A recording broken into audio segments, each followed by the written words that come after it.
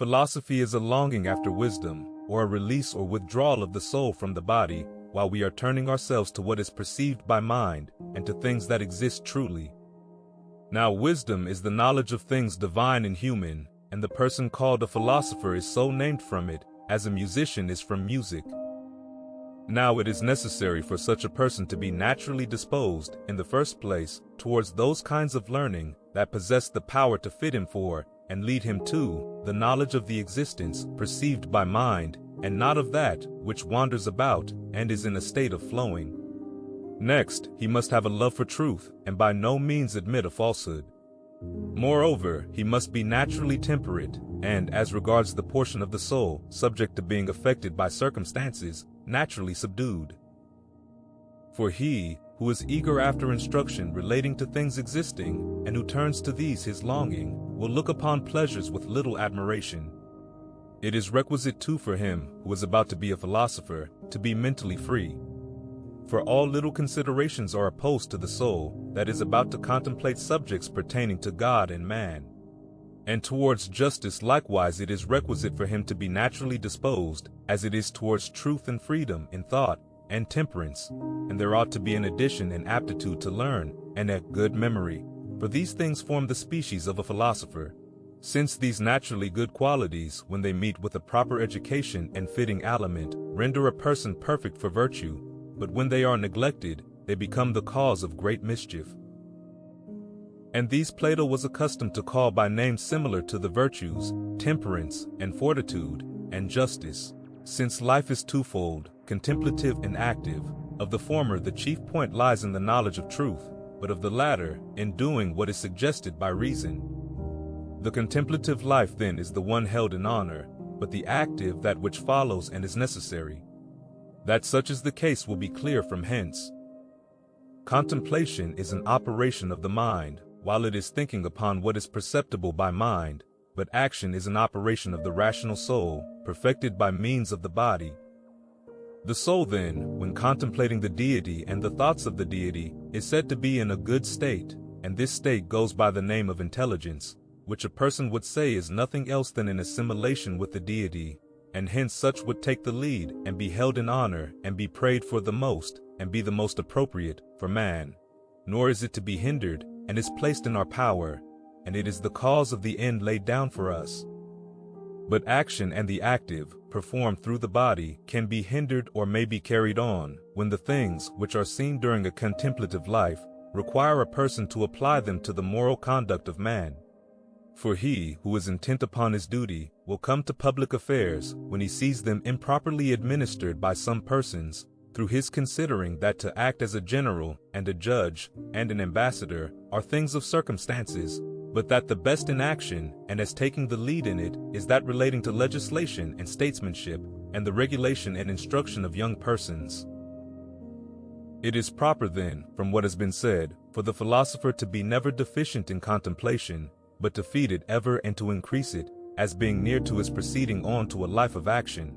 The study of the philosopher seems to rest, according to Plato, on 3 points: on the view and perception of things that exist, on doing what is correct, and on the theory itself of reasoning. The perception of things that exist is contemplative, but practical science is concerned about things to be done, and dialectical about reasoning.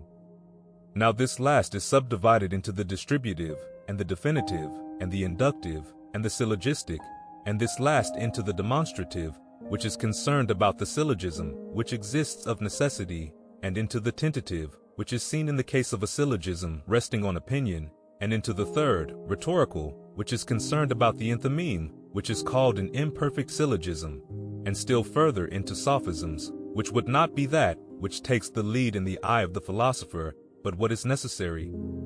Of practical science one part is seen to be concerned about the care of morals, and another about the regulation of a household, and another relating to the state and its safety. Of these, the first is called moral, the second, economical, the third, political. Of the contemplative one portion, relating to what is unmoved and the first cause, and such things as are divine, is called theological. Another portion, relating to the movement of the stars, and their periodical revolutions, and their return to the spot from whence they started, and to the constitution of this world, is physical, but another portion, viewed by means of geometry and the rest of learning, is mathematical. Such then being the subdivision and portioning out of the kinds of philosophy, we must first speak of the dialectical, as it is agreeable to the doctrines of Plato, and first of all about the judicatory. Since there is that which judges, and likewise that which is judged, there will be also that which is affected by them, what a person would call judging. Properly one would call the act of judging the judging faculty, but more commonly that which judges. Now this is twofold, one by which a thing is judged, the other through which it is, of which the former would be the intellect that is in us, the latter the organ that is naturally judicatory, acting like a leader to what is true, but like a follower after what is false. Now this organ is nothing else than natural reason. And, as regards things that exist, the philosopher would be called more clearly a judge, by whom things are judged. But reason likewise is a judge, through which the truth is judged, and which we have said is an organ. Now reason is twofold. One is altogether to be not made captive and is accurate. The other is not to be deceived by falsehoods as regards the knowledge of things. The former of these can be attained by God, but not by man, but the latter can be attained by man likewise. Now this is also twofold. One is conversant about things perceptible by mind, the other about things perceptible by a sense, of which the one, conversant about things perceptible by mind, is science and scientific reason, but the other, conversant about things perceptible by a sense, is opinionative and opinion. From whence the scientific possesses a firmness and stability, as being conversant with principles firm and stable, but the credible and opinionative possess probability, as being conversant about things not stable. Now science, conversant about things perceptible by mind, and of opinion, conversant about things perceptible by a sense, the principles are intelligence and perception. Now perception is an affection of the soul, that gives, like a leader, by means of the body a previous intimation of a power that has been affected. But when there has been produced in the soul by means of the organs of sense an impression according to its sensation, which is a sensation, then, in order that the impression may not be evanescent, but permanent, and preserved, the preservation of it is called memory. But opinion is the complication of memory and sensation. For when we meet for the first time with a thing perceptible by a sense, and a sensation is produced in us by it, and from this sensation memory, and we subsequently meet again with the same thing perceived by a sense, we combine the memory previously brought into action with the sensation produced a second time, and we say within ourselves, as for instance, say, Socrates, or a horse, or fire, or whatever thing there may be of such a kind. Now this is called opinion through our combining the recollection brought previously into action with the sensation recently produced. And when these, placed along each other, agree, a true opinion is produced, but when they swerve from each other, a false one. For if a person, having a recollection of Socrates and meeting with Plato, imagines, through some similarity, that he is meeting again with Socrates, and afterwards combines the sensation, which he has received from Plato, as if he had received it from Socrates, with the recollection which he has of Socrates, the opinion would be a false one. Now that, in which memory and sensation are produced conjointly, Plato likens to an impression on wax. But when the soul, after remolding by an exercise of thought the things which have been imagined out of sensation and memory, looks upon them as upon those out of which they have been produced, Plato calls this a painting to the life, and sometimes too a fantasy. But he calls the exercise of thought a talking of the soul to itself, and talking, he says, is a flowing from it, proceeding with a vocal sound through the mouth. Now cogitation is an operation of the mind, while contemplating the first things perceptible by mind. And this seems to be twofold. One, while it was contemplating things perceptible by mind, previous to the soul existing in the body. Another, after it had been compelled to come into this body. Of these, one that contemplated previous to the soul existing in the body was called cogitation, but after it existed in the body, that which was then called cogitation was now called physical thinking, as being a cogitation in a subjective soul. When therefore we say that cogitation is the beginning of scientific reasoning, we do not mean that which is so called now, but that which, as we have said, was then, when the soul existed apart from the body, called cogitation, but is now physical thinking. Now, physical thinking is called by him, Plato, both a simple science and a fledging of the soul, and sometimes recollection. From these sciences that are simple, physical and scientific reason, which exist in nature, is composed. Since then there is reason existing, both scientific and opinionative, and there is a cogitation existing in sensation, there are also things that are subjective to them, as for instance, those that are perceptible by mind, and those likewise by a sense. Now, since of things perceptible by mind some are primary, as ideas, and some secondary, as species, which, being impressed on matter, are inseparable from it, cogitation is twofold, one of the primary, and another of the secondary.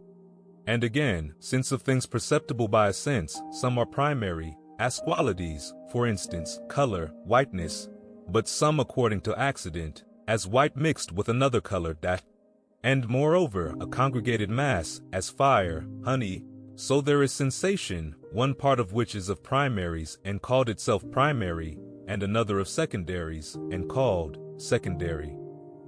Of the primaries, perceptible by mind, cogitation judges, not without scientific reason, by means of a certain apprehension, and not by a discourse in detail, but of the secondary, a sense judges not without opinionative reason, but of the congregated mass, opinionative reason judges not without a sense. Now since the world, perceptible by mind, is a primary perceptible, but that perceptible by a sense is a congregated mass, of the world perceptible by mind, cogitation judges, together with reason that is not without reason, but of that perceptible by a sense, opinionative reason judges, not without a sense. Since then there is contemplation and action, right reason does not judge in a similar manner of things which fall under contemplation, and of what are to be done, but in the case of contemplation it looks to the truth, and to what is not in that condition, but in the case of things to be done, to what is appropriate, and what is strange, and what is being done. For by having a natural notion of what is beautiful and good, we make use of reason, and referring to these natural notions, as to some determinate standards, we decide whether any of these things are in this state or in a different one. The most elementary part of dialectic science he deems to be, first, the looking upon the essence of everything whatsoever, and then upon what relates to its accidents. It looks upon each thing as it is in itself, either from above, in the way of division or definition, or from below in that of analysis, but on the accidents of, and that which exist in, essences, it looks, either from the things contained, through induction, or from the things containing, through a syllogism. So that, according to this account, in dialectical science there is a dividing, and a defining, and an analyzing, and moreover, that which is inductive and syllogistic. Now the dividing is the separating a genus into its species, or a whole into its parts, as when we separate the soul into the rational, and that affected by circumstances, and again the so affected into the irascible and the concupiscible. The division too of the voice is into the thing signified, as when one and the same word is referred to many things, and the division of accidents into things subjective, as when we say of good things that some are so as regards the soul, some as regards the body, and some are external, and that of things subjective into accidents, as when we say of men that some are good, some bad, and some between, both. It is necessary then to make use of the separation of the genus into its species for the purpose of knowing thoroughly each thing by itself, and what it is according to its essence. But this cannot take place without a definition. Now a definition is produced from a division after this manner. Of the thing that is about to fall under a definition, it is requisite to take, in the first place, the genus, as in the case of man, the genus is an animal, and then to separate it according to its proximate differences, descending to the species, as for instance, to rational and irrational, mortal and immortal, so that if the proximate differences are combined with the genus that proceeds from them, there exists a definition of man. But of analysis there are three kinds. One is an ascent from things perceptible by a sense to the primary perceptible by mind. Another is an ascent through things fully shown and obscurely shown to propositions not to be demonstrated and without a middle. And another is that which ascends from an hypothesis to principles not hypothetical. Now the first is something of this kind, as if we should proceed from the beauty relating to the body to the beauty relating to the soul, and from this to that in pursuits, and from this to that in laws, and then to the wide sea of beauty, and then, after having proceeded thus, we should discover what remains, namely, beauty itself. The second kind of analysis is something like this. It is requisite to suppose what is to be sought, and to see what things are before it, and to show these from what come after, by ascending up to those before, until we arrive at the first and what is acknowledged, and beginning again, from this we shall descend to what is sought by the synthetical manner. For instance, I am seeking whether the soul is immortal, and after supposing this very thing, I inquire whether it is always moved, and after showing this, whether what is always moved is self-moved, and again, after showing this, I consider whether what is self-moved is a beginning of motion, and then whether a beginning is unbegotten, which is laid down as being acknowledged, inasmuch as the unbegotten is likewise the indestructible, from which, as from a thing quite clear, making a beginning I will put together a demonstration of this kind. If a beginning be a thing unbegotten and indestructible, that which is self-moved is a beginning of motion. Now the soul is a thing self-moved, it is therefore indestructible and unbegotten and immortal. But the analysis from an hypothesis is of this kind. A person, inquiring into a matter, lays down that very thing hypothetically, and he then considers what will follow upon the assertion so laid down, and after this, whether it is requisite to give a reason for the hypothesis. And, laying down another hypothesis, he inquires whether what had been previously laid down follows again the other hypothesis, and so he continues to do, until he arrives at some principle not hypothetical.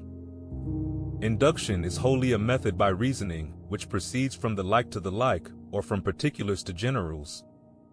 Induction is particularly useful for exciting notions connected with physics.